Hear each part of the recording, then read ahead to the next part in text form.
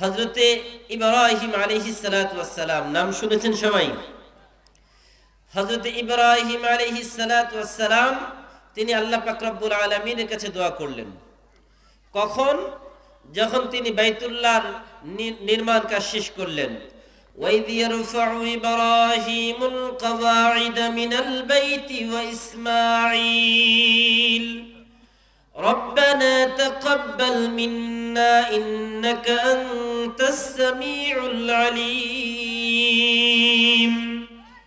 رَبَّنَا وَاجْعَلْنَا مُسْلِمَيْنِ لَكَ وَمِنْ ذُرِّيَّتِنَا أُمَّةً مُسْلِمَةً لَكَ وَأَرِنَا مَنَاسِكَنَا وَتُبْ عَلَيْنَا إِنَّكَ أَنْتَ التَّوَّابُ الرَّحِيمُ।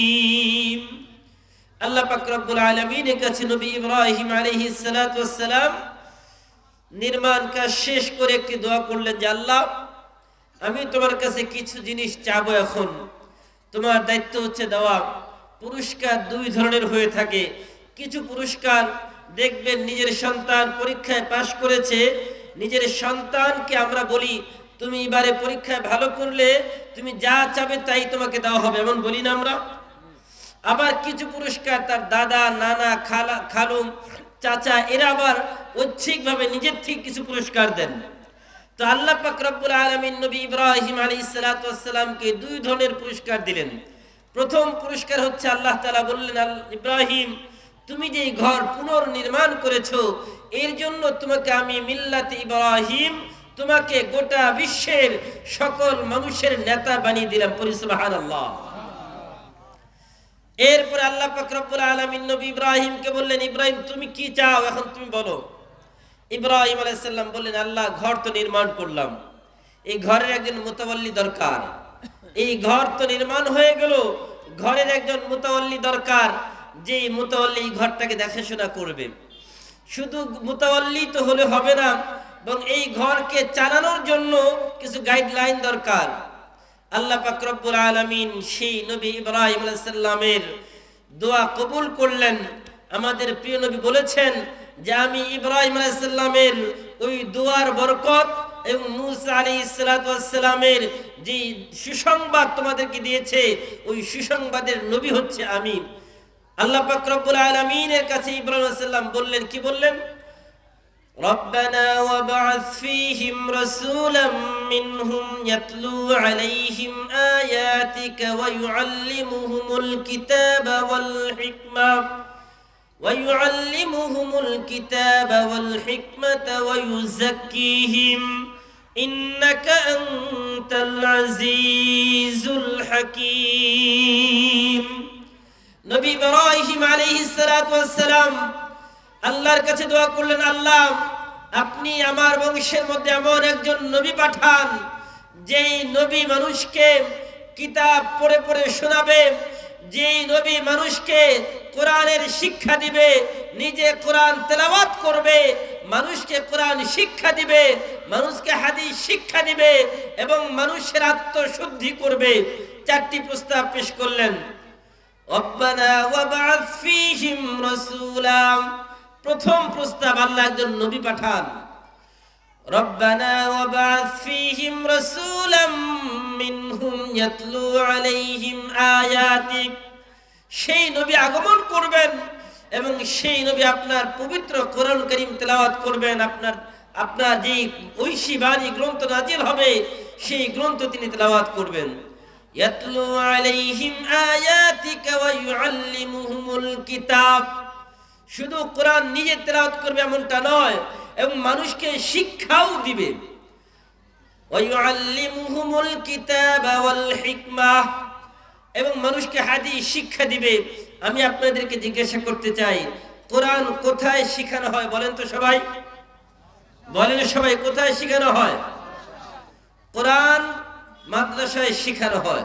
তাহলে কোরআন শিখানোর কথা কোরআনে আছে না নাই? তাহলে মাদ্রাসার কথা পরোক্ষভাবে আল্লাহ কোরআনে বলে দিয়েছেন। ওয়া ইউআল্লিমুহুমুল কিতাবা ওয়াল হিকমাহ, এবং হাদিস শিখাবেন। হাদিস কোথায় শেখানো হয়? মাদ্রাসায়। ওয়া ইউযাক্কিহিম, মানুষের আত্মশুদ্ধি করবে, মানুষের অন্তর পরিষ্কার করবে। এর অনেক ব্যাখ্যা, আমি সেদিকে যাচ্ছি না।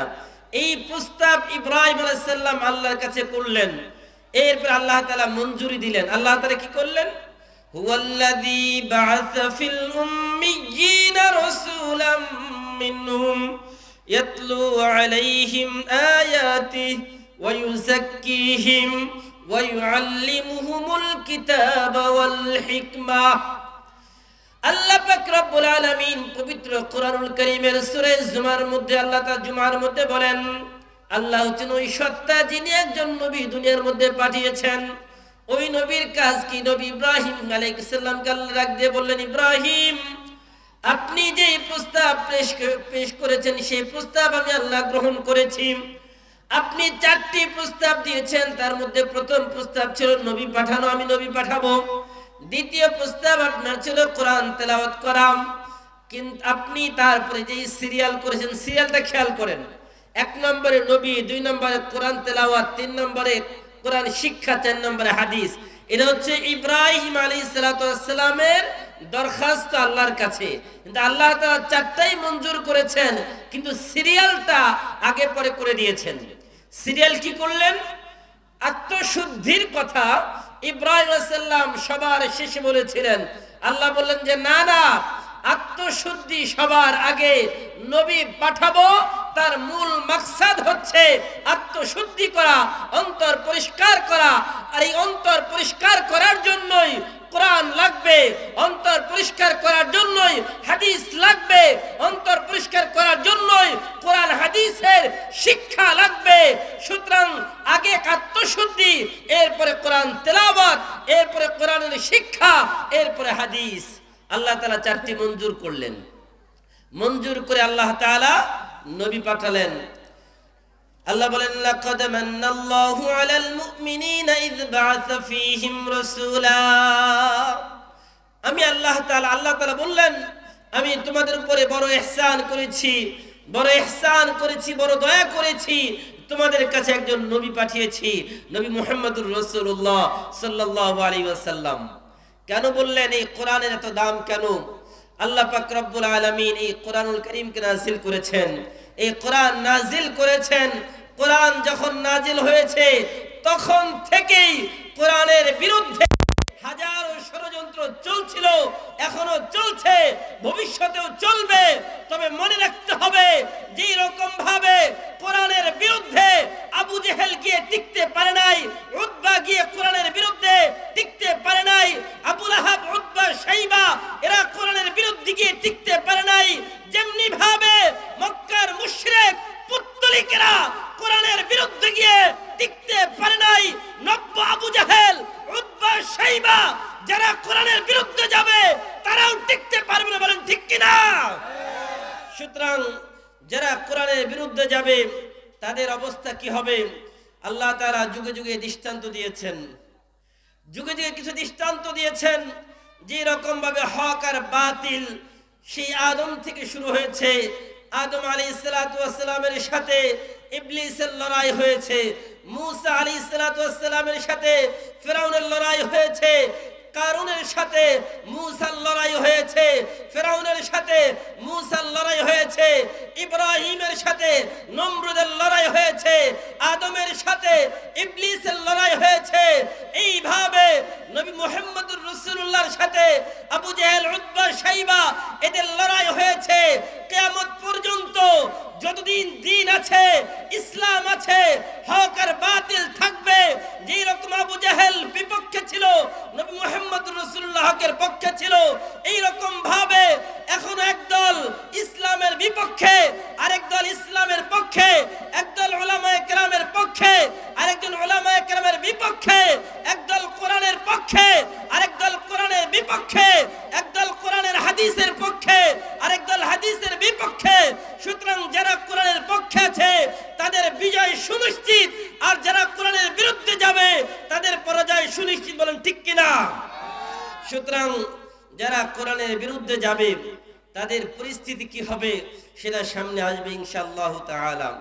সম্মানিত ভাইরা, এই মাদ্রাসা চলছে, এই মাদ্রাসায় মূলত কোরআন পড়ানো হয়। এই মাদ্রাসায় হাদিস পড়ানো হবে, এই মাদ্রাসায় এই আয়াতের বাস্তবে এটা প্রয়োগ চলছে, এই আয়াতগুলোর বাস্তব প্রয়োগ এই মাদ্রাসায় হচ্ছে। সুতরাং আপনার সন্তানদেরকে এই মাদ্রাসায় দেওয়ার দরকার আছে না নাই? কি বলেন?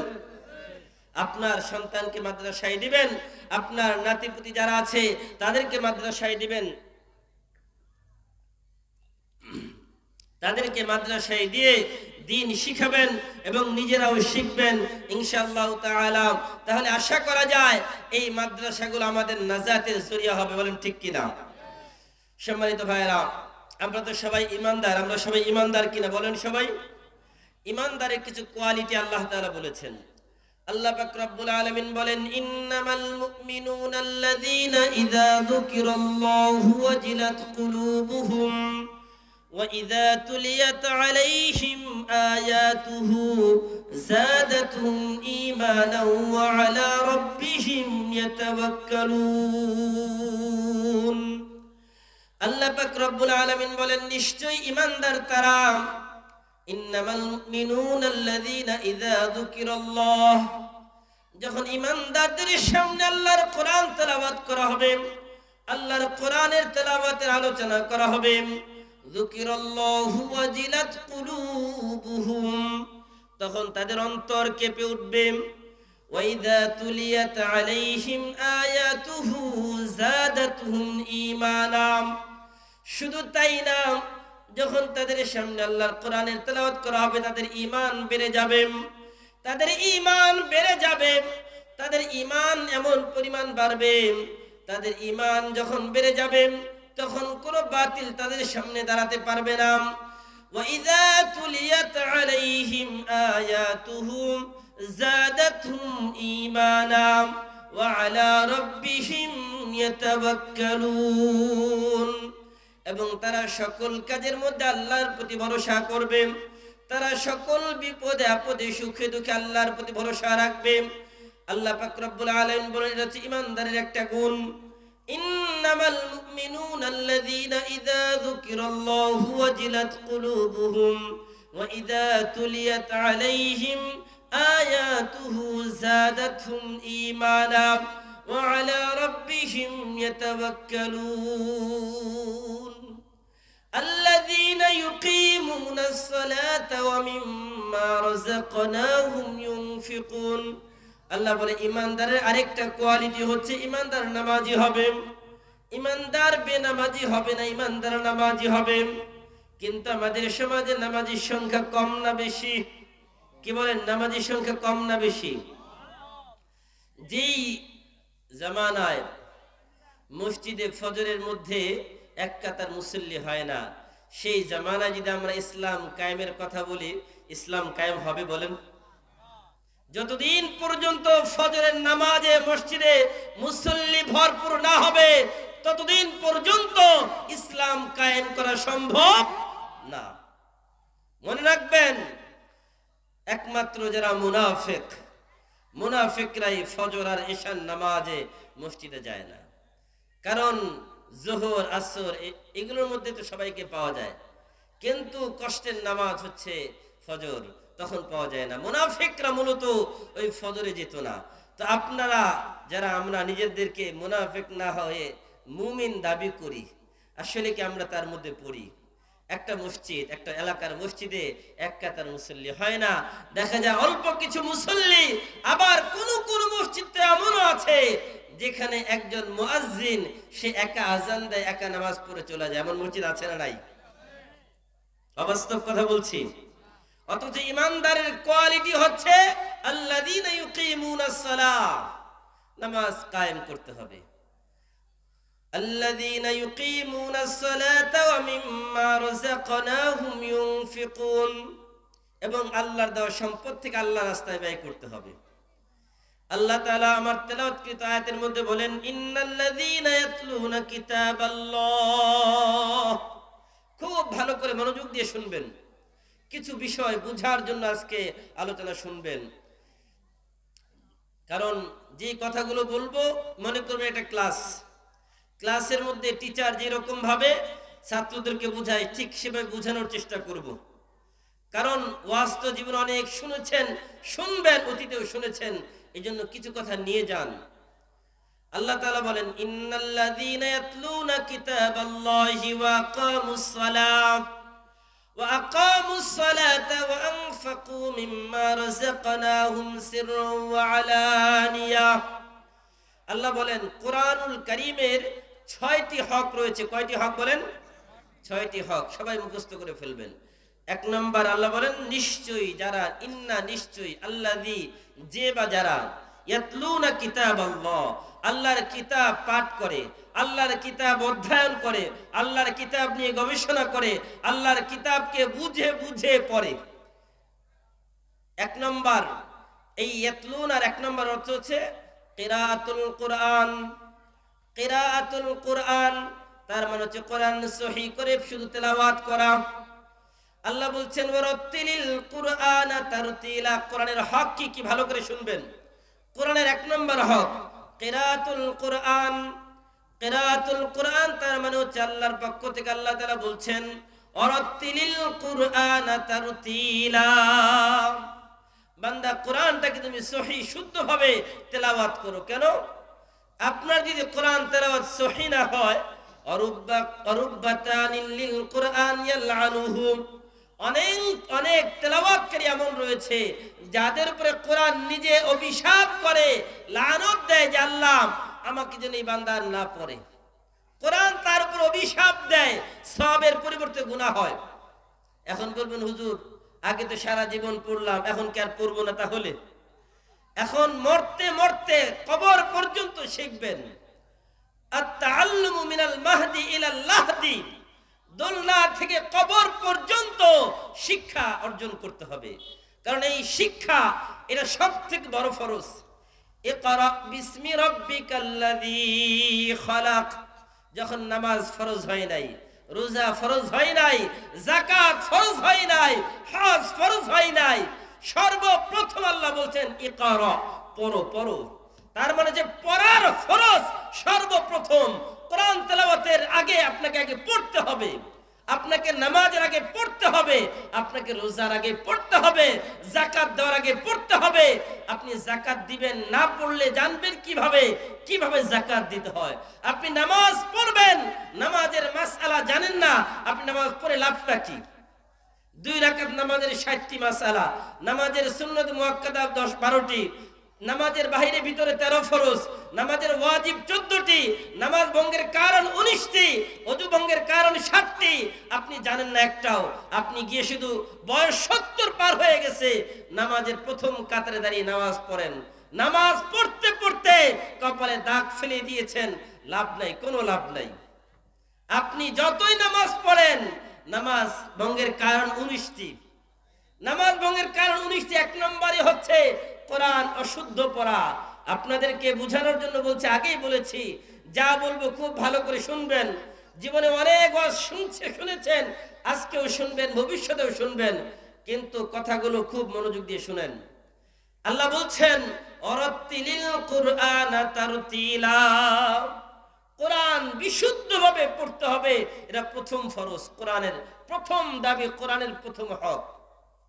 2 নম্বর তিলাওয়াতুল কোরআন, কোরআন বিশুদ্ধ করা। 2 নম্বর তিলাওয়াতুল কোরআন, কোরআন বেশি বেশি করে পড়া। আল্লাহ বলছেন, উতলু মা উহিয়া ইলাইকা মিনাল কিতাব, উতলু মা উহিয়া ইলাইকা মিনাল কিতাব।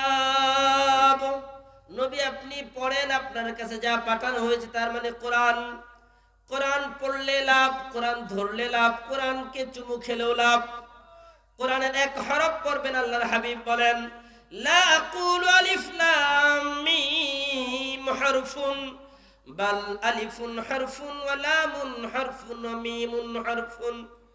আল্লাহর হাবিব বলেন, আমি বলি না আলিফ লাম মিম 3টি মিলে একটি হরফ বরং নাম। যে ব্যক্তি আলিফ পড়বে তাকে 10টি নেকি দেওয়া হবে, যে লাম পড়বে তাকেও 10টি নেকি দেওয়া হবে, যে মিম পড়বে তাকেও 10টি নেকি দেওয়া হবে। তার মানে যে আলিফ লাম মিম 3টি হরফ পড়বে, আল্লাহ তাআলা তাকে 30টি নেকি দান করবে। পড়ি সুবহানাল্লাহ। তা 2 নম্বর তেলাওয়াতুল কোরআন, কোরআনের দ্বিতীয় হক এটা। তেলাওয়াত কোরআন করতে হবে, কোরআন বেশি বেশি পড়তে হবে। কোরআন পড়লে লাভ, কোরআন যদি না পড়ি তাহলে হবে না, কোরআনের সাথে মহব্বত হবে না। দেখবেন যাকে আমার ভালো লাগে তাকে কিন্তু বারবার দেখতে মন চায়। যুবকরা, যাকে ভালোবাসো তার ছবিটা বারবার ফোন খুলে খুলে দেখো, যাকে ভালোবাসো তাকে ভিডিও কলে বারবার দেখতে চাও। কিন্তু আল্লাহর কোরআনের মহব্বত এখনো দিলে জায়গা দিতে পারো নাই। কেন? দুনিয়ার মহব্বত দিলের মধ্যে জায়গা দিয়েছো। যতক্ষণ এই দিল থেকে দুনিয়ার মহব্বতকে বের না করবে ততক্ষণ পর্যন্ত আল্লাহর মহব্বত, নবীর মহব্বত, কোরআনের মহব্বত, রাসূলের মহব্বত, বাবা মার মহব্বত অন্তরে জায়গা পাবে না। এই জন্য আল্লাহর হাবিব বলেছেন, হুব্বুদ দুনিয়া রাসু কুল্লি খতিআ, সকল গুনাহের মূল হচ্ছে অন্তর। হুব্বুদ দুনিয়া, দুনিয়ার মহব্বত সকল গুনাহের মূল। দুনিয়ার মহব্বত অন্তর থেকে বের করে দাও, আল্লাহর মহব্বত অন্তরে ঢুকাও, রাসূলের মহব্বত অন্তরে ঢুকাও, কোরআনের মহব্বত অন্তরে ঢুকাও, হাদিসের মহব্বত অন্তরে ঢুকাও, উলামায়ে কেরামের মহব্বত অন্তরে ঢুকাও, তাহলেই দেখবা দিলের মধ্যে শান্তি আসবে। আর যদি না পারো, হুব্বুদ দুনিয়া রাসু কুল্লি খতিআ, দুনিয়ার মহব্বত সকল গুনাহের মূল। বলতেছিলাম কোরআনের দ্বিতীয় নম্বর হক হচ্ছে তেলাওয়াতুল কোরআন, কোরআন তেলাওয়াত করা। কিন্তু যদি জিজ্ঞাসা করি, হাত তুলতে বলি, বলবো না। যদি বলি যে কয়জন কোরআন তেলাওয়াত করতে পারেন, প্রতিদিন কোরআন তেলাওয়াত করেন, 1 পৃষ্ঠা হোক, হাফ পৃষ্ঠা হোক, 1 পাতা হোক, 2 পাতা হোক, হাত তুললে দেখা যাবে 5 জনও পাওয়া যাবে কিনা আল্লাহই ভালো জানে। এটা মনে হয় ইমাম সাহেবের দায়িত্ব আর মুয়াজ্জিনের দায়িত্ব। ইমাম সাহেবকে চাকরি দিয়েছেন, বাস তারা প্রতিদিন নামাজ পড়বে, কোরআন তেলাওয়াত করবে। মুয়াজ্জিন সাহেবের দায়িত্ব হচ্ছে আজান দিবে, তেলাওয়াত করবে। এটা তাদেরকে তো চাকরি দেওয়া হয়েছে। এই জন্য এখন আমি জিজ্ঞাসা করতে চাই, জান্নাতে কি শুধু ইমাম আর মুয়াজ্জিন গেলেই হবে নাকি আপনাদেরও যেতে হবে? আপনারা কি জান্নাতে যেতে চান না ভাই? সবাই চাই। 2 নম্বর তেলাওয়াতে কোরআন, কোরআন তেলাওয়াত করতে হবে। যদি কোরআন তেলাওয়াতের ব্যবস্থা না থাকে, বয়স্ক শিক্ষার ব্যবস্থা করেন। প্রতিটা মসজিদের মধ্যে বয়স্ক শিক্ষার ব্যবস্থা করেন। যদি আপনারা না পারেন, আমার সাথে যোগাযোগ করবেন। আমি আপনাদের এখানে একজন শিক্ষক দিয়ে হলেও যেখান থেকে পারি আপনাদের বয়স্কদের শিক্ষার ব্যবস্থা করে দেব। আমার সাথে আপনারা যোগাযোগ করবেন। বয়স্ক শিক্ষার ব্যবস্থা করুন, নিজেরা শিখেন। বয়স হয়েছে তাতে কিচ্ছু যায় আসে না, কোরআন শিখবেন মৃত্যু পর্যন্ত, কোনো অসুবিধা নেই। আল্লাহ বলছেন। এই 2 নম্বর তেলাওয়াতুল কোরআন। 3 নম্বর হিফজুল কোরআন, কোরআন হিফজ করা। কোরআন হিফজ করা মানে কি পুরা মুখস্থ করা না, না। কোরআনের যেই জিনিসগুলো খুব বেশি দামি, কোরআনের যেই জিনিসগুলো খুব বেশি দরকার, এগুলো বেছে বেছে মুখস্থ করা। যেমন আয়াতুল কুরসি আছে না, নাম শুনেন নাই সবাই? আয়াতুল কুরসির একটার বরকত বলি, একটা শুধু একটা ফজিলত বলি। আল্লাহর হাবিব সাল্লাল্লাহু আলাইহি ওয়াসাল্লাম বলেছেন, যেই ব্যক্তি 5 ওয়াক্ত নামাজের পরে সাথে সাথে আয়াতুল কুরসি পাঠ করবে, ওই ব্যক্তির মধ্যে আর জান্নাতের মধ্যে ব্যবধান হচ্ছে মৃত্যু। সে মরতে দেরি হবে, তার জান্নাতে যেতে দেরি হবে না। পড়ি সুবহানাল্লাহ। এখন যদি বলি ভাই কয়জন আয়াতুল কুরসি পারেন, এক একজনের দাঁত ভেঙে যাবে। এমন আছে না? কি বলেন, আছে না নাই? যদিও কয়েকজন পারে, আবার সহিহ হয় না। তাহলে 1 নম্বর কিরাআতুল কোরআন। বলেন 1 নম্বর কি? বলেন সবাই 1 নম্বর কিরাআতুল কোরআন। না বললে তো এখান থেকে বের হয়ে গেলে শেষ। বলেন 1 নম্বর কিরাআতুল কোরআন, 2 নম্বর তিলাওয়াতুল কোরআন, 3 নম্বর হিফজুল কোরআন। কোরআনে এইরকম আয়াতগুলো বেছে বেছে মুখস্থ করা এবং আমল করা। কারণ একবার সূরা ইখলাস পড়বেন, আল্লাহ তাআলা 30 পারার সওয়াব দান করবেন। একবার পড়বেন 10 পারার সওয়াব দিবেন। 2 বার পড়বেন 20 পারার সওয়াব দিবেন। 3 বার পড়বেন, আল্লাহ 30 পারার সওয়াব আল্লাহ তাআলা তার আমলনামায় লিখে দেবেন। সুবহানাল্লাহ। এই জন্য আল্লাহর হাবিব সাল্লাল্লাহু আলাইহি সাল্লাম বলেন, হিফজুল কোরআন, কোরআন তেলাওয়াত করা। তার মানে হচ্ছে কোরআনের হিফজ করা, যেগুলো পারা যায় মুখস্থ করা। এবং যারা পুরা কোরআন হিফজ করে তাদের মর্যাদা আছে না নাই? আল্লাহর হাবিব সাল্লাল্লাহু আলাইহি ওয়াসাল্লাম বলেন, মান ক্বারাআল কুরআন ফাস্তাযহারাহু ফাহাল্লা হালালাহু ওয়া হাররামা হারামাহু আদখালাহু আল্লাহুল জান্নাহ ওয়া শাফাআহু ফি 10 মিন আহলি বাইতিহি কুল্লুহুম কদ ওয়াজাবাত লাহুন নার। যে ব্যক্তি একটি কোরআনুল কারীমের আয়াত পড়বে, মান ক্বরাল কোরআন ফাস্তাযহারাহু ফাআহাল্লা হালালাহু ওয়া হাররামা হারামা, আল্লাহ তাআলা যা হালাল করেছেন এবং যা হারাম করেছেন, হালাল হারাম জেনে জেনে আমল করবে, ফাহাল্লা হালালাহু ওয়া হাররামা হারামাহু আদখালাহুল্লাহুল জান্নাহ। যে ব্যক্তি কোরআন হিফজ করবে, কোরআন মুখস্থ করবে, কোরআন মুখস্থ করার পরে আল্লাহ তাআলা যা হালাল করেছেন সেটাকে হালাল মানবে, আল্লাহ তাআলা যা হারাম করেছেন তা হারাম মানবে। আল্লাহর হাবিব বলেন ফাআদখালাহুল্লাহুল জান্নাহ, আল্লাহ পাক রব্বুল আলামিন তাকে আল্লাহ তাআলা জান্নাতুল ফিরদাউসের মেহমান বানিয়ে দেন। পড়ি সুবহানাল্লাহ। সুতরাং যারা হিফজুল কোরআন, হাফেজ কোরআন হবে, তাদের মর্যাদা আল্লাহ তাআলা বলছেন তাদেরকে আল্লাহ তাআলা কিয়ামতের ময়দানে জান্নাত দিবেন। কোরআনের তৃতীয় হক বলছিলাম, 1 নম্বর কিরাআতুল কোরআন, 2 নম্বর তিলাওয়াতুল কোরআন, 3 নম্বর হিফজুল কোরআন, 4 নম্বর হচ্ছে ফাহমুল কোরআন, কোরআন বুঝা, কোরআন নিয়ে গবেষণা করা। বলবেন দলিল?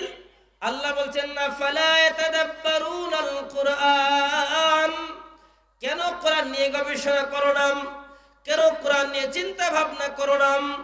কোরআন নিয়ে যখন চিন্তা ভাবনা করবে, কোরআন নিয়ে গবেষণা করবে, কোরআন তোমাকে উপরে উঠিয়ে দিবে। আর কোরআনকে যখন তুমি ছেড়ে দিবে, কোরআন তোমাকে পিছনে ঠেলে দিবে। আল্লাহর হাবিব সাল্লাল্লাহু আলাইহি ওয়াসাল্লাম বলেন ইন্নাল্লাহা ইয়ারফাউ বিহাযাল কিতাব আকওয়ামান ওয়া ইয়াদউ বিহি আখারিন, নিশ্চয়ই কিতাব কিছু মানুষকে সামনে এগিয়ে দেয়। ইন্নাল্লাহা ইয়ারফাউ বিহাযাল কিতাব, নিশ্চয়ই এই কিতাব মানুষকে সম্মানের আসনে আসীন করে। ওয়া ইয়াদউ বিহি আখারিন, আবার এই কিতাব কিছু মানুষকে সম্মান থেকে তাকে দূরে সরিয়ে দেয়। তার মানে যারা কোরআন বুঝে, কোরআন নিয়ে গবেষণা করে, কোরআন তেলাওয়াত করে, কোরআন সহিভাবে পড়ে, আল্লাহ পাক রব্বুল আলামিন তাদের সম্মান বাড়িয়ে দেন। আল্লাহর হাবিব সাল্লাল্লাহু আলাইহি ওয়াসাল্লাম বলেন নিশ্চয়ই যারা কোরআনকে নিয়ে গবেষণা করবে আল্লাহ তাদের সম্মান বাড়াবেন। 4 নম্বর হক ফাহমুল কোরআন, কোরআন বুঝা। 1 নম্বর কোরআন বিশুদ্ধভাবে তেলাওয়াত শেখা, 2 নম্বর কোরআনকে তেলাওয়াত বেশি বেশি করা, 3 নম্বর কোরআন হিফজ করা, মুখস্থ করা যতটুকু পারা যায়, এবং 4 নম্বর ফাহমুল কোরআন, কোরআনকে নিয়ে গবেষণা করা, কোরআন অধ্যয়ন করা, কোরআনকে বুঝা। 5 নম্বর আমালুল কোরআন, আমালুল কোরআন, কোরআনের উপরে আমল করা, এটা হচ্ছে 5 নম্বর কোরআনের দাবি। কিন্তু আমরা যদি দেখি কোরআনের আমলের সাথে আমাদের আমলের কোনো মিল পাওয়া যায় না। কোরআনের মধ্যে যা আছে সেগুলো আমাদের মধ্যে মিল পাওয়া যায় না। কোরআনের মধ্যে আল্লাহ বলছেন ওয়াস-সারিকু ওয়াস-সারিকাতু ফাকতউ আইদিয়াহুমা জাযাআম বিমা কাসাবা নাকালাম মিনাল্লাহ। আল্লাহ বলেন যারা চুরি করে, সে নারী হোক পুরুষ হোক, তার হাত কেটে দাও। আল্লাহ আরেক জায়গায় বলেন ইন্নামা ইউসারিউনাল্লাহ, নিশ্চয়ই যারা মানুষের সম্পদ লুণ্ঠন করে, মানুষের মাল আত্মসাৎ করে, আল্লাহ বলে তাদেরকে হত্যা করো। আল্লাহ তাআলা বলছেন কোরআনুল কারীমের আয়াতের মধ্যে। কিন্তু আমরা দেখি চোর চুরি করে, যখন 10 টাকার জুতা চুরি করে তাকে গণধুলাই দেওয়া হয়, এমন আছে না নাই? কি বলেন? মসজিদের 20 টাকার 30 টাকার স্যান্ডেল চুরি হয়, ওই চোরকে কি পরিমাণ গণধুলাই দেওয়া হয়, হয় কিনা? কিন্তু যারা রাষ্ট্রের লক্ষ লক্ষ কোটি কোটি টাকা আত্মসাৎ করে, চুরি করে, তাদের কোনো বিচার হয় না, ঠিক কিনা? বরং তারা মানুষের সামনে বুক ফুলিয়ে চলে, তারা মানুষের সামনে নিজেদেরকে সাধু বলে দাবি করে, ঠিক কিনা? তাদের বিচার সবার আগে হওয়া দরকার। যারা রাষ্ট্রের এইরকম কোটি কোটি টাকা আত্মসাৎ করে তাদের বিচার কেউ করতে পারে না, কারণ কোরআনের আইন নাই। আল্লাহ বলছে আমালুল কোরআন, কোরআনের আমল করো, সমাজে শান্তি আসবে। কোরআনের আমল নাই, সমাজে শান্তি আসবে না। আল্লাহ বলছেন ওয়াল্লাহু ইয়াদউ ইলা দারিস সালাম, আসো শান্তির দিকে, শান্তির কথা বলেন, শান্তির বাণী শোনান। কিন্তু শান্তির কথা যখন বলেন আপনার কথার কাজে মিল পাওয়া যায় না। যখন নির্বাচনের সময় আসে তখন তো অনেক কিছু শোনানো হয়, এটা করে দিব ওটা করে দিব, তখন জনগণের বন্ধু, আমি জনগণের সেবক, কিন্তু ভোট শেষ জনগণের বন্ধু আর নাই। তখন জনগণ হচ্ছে চাকর, আর যারা ক্ষমতায় যায় তারা হচ্ছে তাদের নেতা। তারা হচ্ছে মনে হয় তারা ভোট দিয়ে তাদের ক্ষমতায় যায় নাই, বরং তারাই মনে হয় তাদের কাছে অনেক ঠেকায় পড়ে গেছে। কিন্তু ভোটের আগে প্রতি বাড়ি বাড়ি ঘরে ঘরে গিয়ে গিয়ে বলেছেন আরেকটা বার দোয়া করেন, আরেকটা বার সহযোগিতা করেন, আরেকটা বার আমাকে মাফ করে দেন অতীতে যা করেছি। কিন্তু যখন শেষ, সব শেষ। এমন হয় কিনা বলেন ভাইরা আমার? কেন? এটা আমালুল কোরআন, কোরআনের আমল নাই। কোরআনের আমল দরকার আছে না নাই? 6 নম্বরটা সব থেকে মারাত্মক কোরআনের দাবি, ইকামাতুল কোরআন। ইকামাতুল কোরআন, কোরআন কায়েম করতে হবে। কোরআন কায়েম যদি না করা হয়, ওই কিরাআতুল কোরআন করে লাভ নাই। নিজে নিজে করবেন শেষ, তেলাওয়াত করবেন, কি করবেন? একা একা তেলাওয়াত করলেন শেষ। আপনি নিজে নিজে বুঝবেন লাভ কি? আপনি একটা উদাহরণ দিয়ে বুঝাই। এই মনে করি একটা পোস্টার, এই পোস্টারের মধ্যে লেখা আছে আগুন। এই আগুন দিয়ে কি আপনার এই সামিয়ানা পুড়বে? বলেন না কেন পুড়বে? এখানে লেখা আছে পানি, এই পানি দিয়ে কি এই সামিয়ানা ভিজবে? আমরা হোমিওপ্যাথিক ওষুধ নেই না? ইউরিয়া সার আছে না? ইউরিয়া সার আর হোমিওপ্যাথিক এই বড়ি, এই দুইটা দেখতে এক কিনা বলেন তো? কিন্তু দুইটা কি কাজ এক? দুইটার কাজ এক। আপনার ঘরে ফুল সাজানো থাকে না? ওই ঘরে সাজানো ফুল আর বাগানের ফুল দুইটা কি এক? দেখতে এক, কিন্তু দুইটার কাজ কি এক? আপনি কোরআনকে সুন্দর করে সাজিয়ে ঘরে রেখে দিলেন। কোরআনে আছে চুরি করলে হাত কেটে দাও, কোরআনে আছে যদি ছিনতাই করে তার হাত কেটে দাও, কোরআনে আছে আত্মসাৎ করলে সম্পদ তাকে হত্যা করো, কোরআনে আছে জিনা ব্যভিচার করলে বিবাহিত হলে তাকে হত্যা করো, অবিবাহিত হলে তাকে দুর্রা মারো। কিন্তু কোরআনের আইন আপনি সুন্দর করে পড়েন আর বলেন আহা কত সুন্দর। আপনি ওই যে বানরের ঘটনা তো আপনারা জানেন, বানর আঙ্গুর খেতে পারে আর বলে আঙ্গুর ফল টক, আছে না? এখন আমরা তো কোরআনের আইন বাস্তবায়ন করি না। কোরআনের আইন বাস্তবায়ন না করার কারণে চিন্তা করে আহা শান্তি তো চাই, কিন্তু শান্তি আসে না। আল্লাহ বলছে আল্লাহু ইয়াদউ ইলা দারিস সালাম, আসো শান্তির ঘরে। এটা হচ্ছে এই শান্তির ঘর। এই শান্তির ঘরের 6 নম্বর দাবি হচ্ছে ইকামাতুল কোরআন, কোরআন বাস্তবায়ন করা।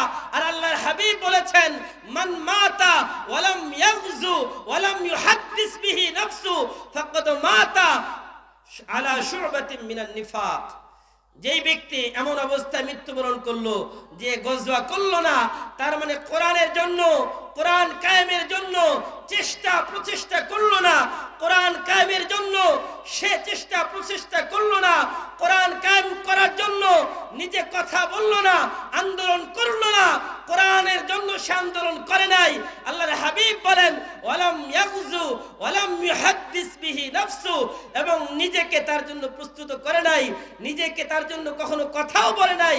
কোরআনের ময়দানে এসেছে কোরআন বাস্তবায়ন হোক, এই বিষয়ে কোনো কথা নাই। এই ঘটনা ওই ঘটনা গোজা মিল দিয়ে বা সুন্দর করে নেমে গেল।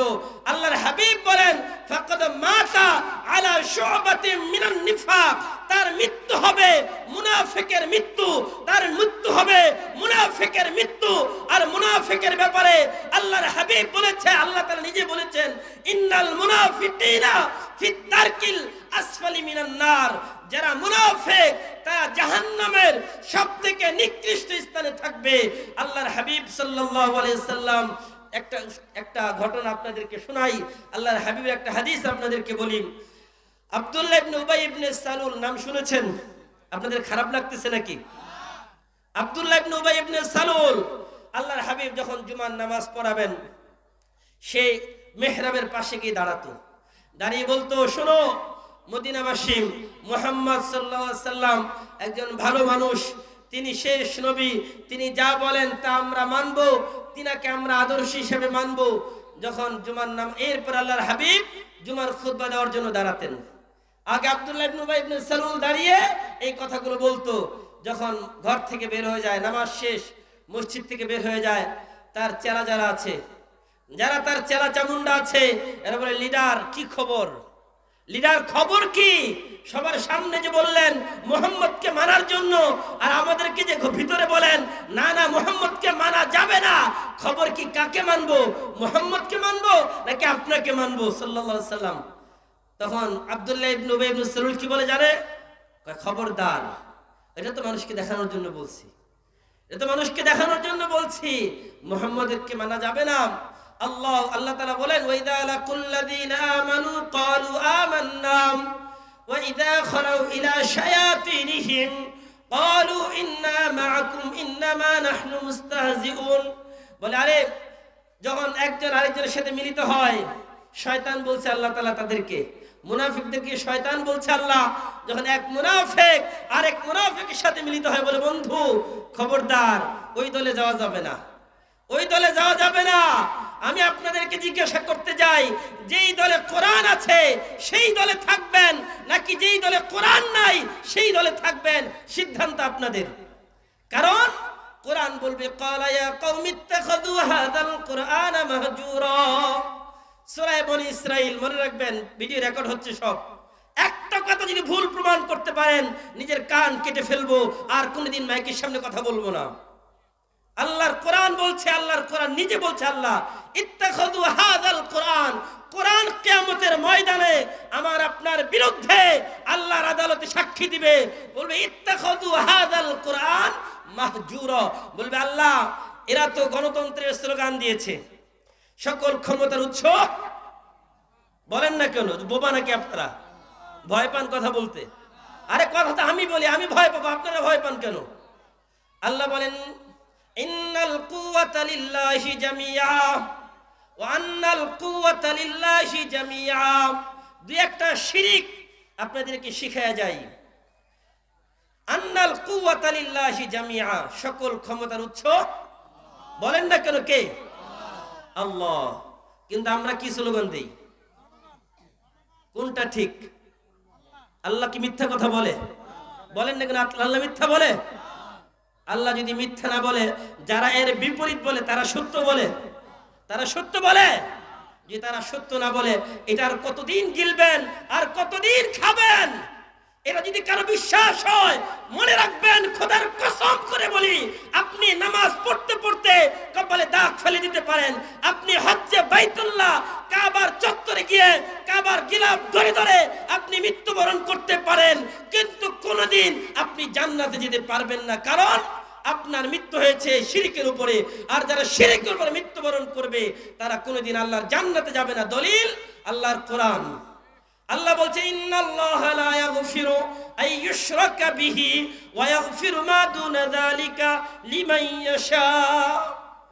অসংখ্য আয়াত আল্লাহ বলছেন। ভাইরা আমার, ইকামাতুল কোরআনের কথা বলছিলাম।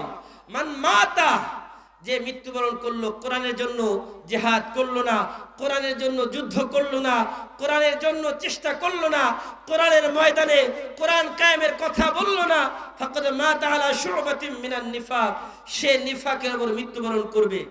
আব্দুল্লাহ ইবনে উবাই ইবনে সালুলের কথা বলতেছিলাম, একটু বলি ভাইরা আমার। আব্দুল্লাহ ইবনে উবাই ইবনে সালুল কিছুদিন গেল, যাওয়ার পরে মৃত্যুবরণ করলো। তার ছেলে আব্দুল্লাহ পাক্কা ইমানদার, নির্ভেজাল ইমানদার।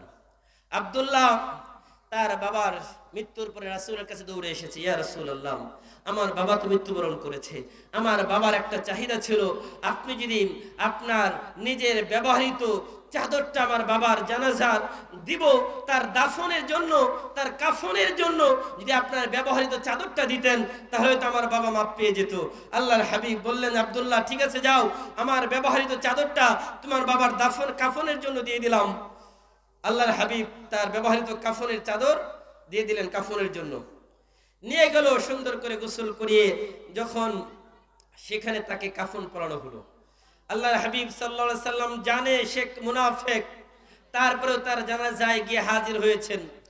আল্লাহর পক্ষ থেকে ওমর রাদিয়াল্লাহু আনহু বলেন, ইয়া রাসূলুল্লাহ, এইভাবে হাত ধরেছেন, বলি, ইয়া রাসূলুল্লাহ, আপনি তো জানেন সে মুনাফিক, তারপরেও কেন তার জানাজা আপনি পড়ান?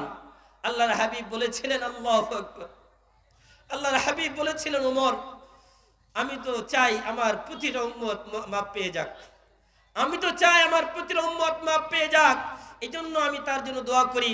কিন্তু আল্লাহ তাআলা আয়াত নাযিল করলেন, ওয়ালা তুসাল্লি আলা আহাদিম মিনহুম মাতা আবাদা ওয়ালা তাকুম আলা কবরি।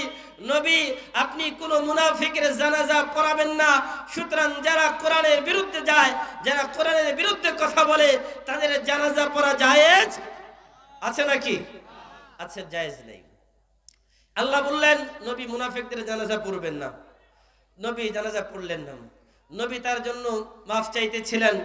আল্লাহর পক্ষ থেকে আয়াত নাযিল হলো, ইস্তাগফির লাহুম আও লা তাস্তাগফির লাহুম ইন তাস্তাগফির লাহুম ৭০ মাররা। নবী আপনি তার জন্য ৭০ বার দোয়া করেন, তারপর আল্লাহ কবুল করবে না। আল্লাহর হাবিব বলেন, আল্লাহ তাআলা যদি আমাকে বলতেন ৭০ বারের বেশি করলে আল্লাহ কবুল করবেন, আমি সেটাও করতাম।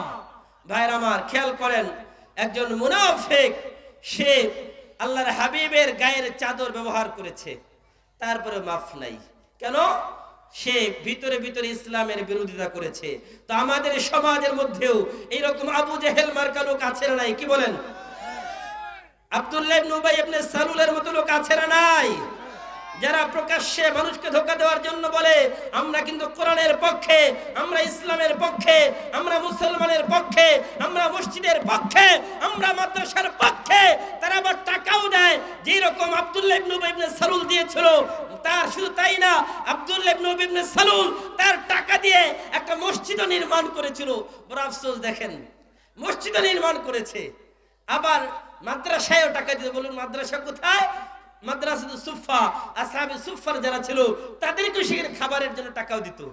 তার মানে মুনাফিক সে মসজিদ নির্মাণ করেছে, মাদ্রাসায়ও টাকা দিয়েছে, জনগণকে বিভিন্ন ভাবে ধোঁকা দিয়েছে। এর পরেও আল্লাহ পাক রব্বুল আলামিন কি মাফ করেছে? ধোঁকায় পড়া যাবে? মুনাফিক চিনতে হবে না ভাই। মুনাফিক চিনার জন্য আল্লাহর হাবিব বলেছেন ৩টি আলামত, মোট ৪টি আলামত। ইদা হাদ্দাসা কাযাবা। একটু খেয়াল করেন, সমসাময়িক বিষয়গুলো আমাদের জানা থাকা দরকার। ইকামাতুল কোরআন কেন দরকার? ইকামাতুল কোরআন যারা করবে তাদের মধ্যে কোনো ভেজাল থাকবে না।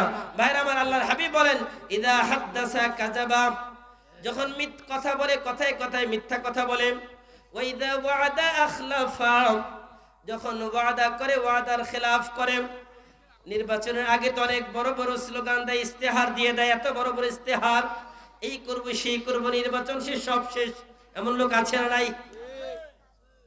ইদা হাদ্দাসা কাযাবা ওয়া ইদা ওয়াদা আখলাফা ওয়া ইদা তুমিনা খানা। আবার কিছু মানুষ এমন আছে আমানতের খেয়ানত করে অন্যের ভোট কেড়ে নেয়, এমন লোক আছে না নাই? ওয়া ইদা তুমিনা খানা, আমানতের খেয়ানত করে। আমানতের খেয়ানত কিভাবে করে? আপনার ভোট, এটা আপনার আমানত, আরেকজন ছিনিয়ে নিল, তাহলে কি হবে? সেটা খেয়ানত হবে কিনা? এখন যারা সমর্থন করে তারা ওই একই কাজে করবে। আল্লাহ বলছেন ওয়া তাআওয়ানু আলাল বিররি ওয়াত তাকওয়া ওয়া লা তাআওয়ানু আলাল ইসমি ওয়াল উদওয়ান ওয়াত্তাকুল্লাহ ইন্নাল্লাহা শাদীদুল ইকাব। আল্লাহ বলেন ওয়া তাআওয়ানু আলাল বিররি ওয়াত তাকওয়া, ভালো কাজে সাহায্য সহযোগিতা করো, অন্যায় কাজে কারো সাহায্য সহযোগিতা করবে না। যদি করো তাহলে ইসলাম কায়েম করতে পারবে না। আপনি বলেন এই যে ১ নম্বর কিরাআতুল কোরআন, ২ নম্বর তিলাওয়াতুল কোরআন, ৩ নম্বর হিফজুল কোরআন, ৪ নম্বর আমালুল কোরআন, ৫ নম্বর ইকামাতুল কোরআন। এই যে ৫টি কথা বললাম, আরেকটা হচ্ছে ফাহমুল কোরআন ৬ নম্বর। এই ৫টার তখনই কাজ হবে যখন ইকামাতুল কোরআন হবে। আর ইকামাতুল কোরআনের জন্য, কোরআন কায়েমের জন্য যে রকম সাহাবায়ে কেরাম মক্কা ছেড়ে মদিনায় হিজরত করেছেন, মদিনায় গিয়েছেন, মদিনায় রাসূল সাল্লাল্লাহু আলাইহি সাল্লাম সশরীরে ২৭টি যুদ্ধের সেনাপতির দায়িত্ব পালন করেছেন। ৬৭টা গজওয়া হয়েছে, ৬৭টা যুদ্ধ করেছেন শুধু কোরআন কায়েমের জন্য। এখনো যদি প্রয়োজন হয় কোরআন কায়েমের জন্য, কোরআনের আইন বাস্তবায়ন করার জন্য নিজের জীবন দিতে হয়, যদি নিজের সন্তানকে এতিম করতে হয়, নিজের সম্পদ দিতে হয়, আমরা রাজি আছি ইনশাআল্লাহ? সবাই রাজি আছি ইনশাআল্লাহ? মুনাফিকের মতো করবেন না তো ভাই। মুনাফিকের মতো করলে হাত উঠাবেন না। যাদের ভিতরে বাহিরে আরেক মানুষকে দেখানোর জন্য হাত উঠাবেন না, কারণ যদি এখানেই আপনি মুনাফিকি করেন তাহলে ওই যে ডাইরেক্ট আব্দুল্লাহ ইবনে উবাই ইবনে সালুলের সাথে একদম একই দলের লোক হবেন। আমরা চাই না একই দলের লোক হন, ঠিক কিনা? এই জন্য ভাইরা আমার বলছিলাম, ওয়াইদা খাসামা ফাজারহ, যখন ঝগড়া করে খুব অশ্লীল গালিগালাজ করে এমন লোক আছে না নাই? কথা বললে মিথ্যা বলে, কথায় কথায় জানে এটা আমি করব না, এরপরেও মিথ্যা বলে এমন লোক আছে না নাই?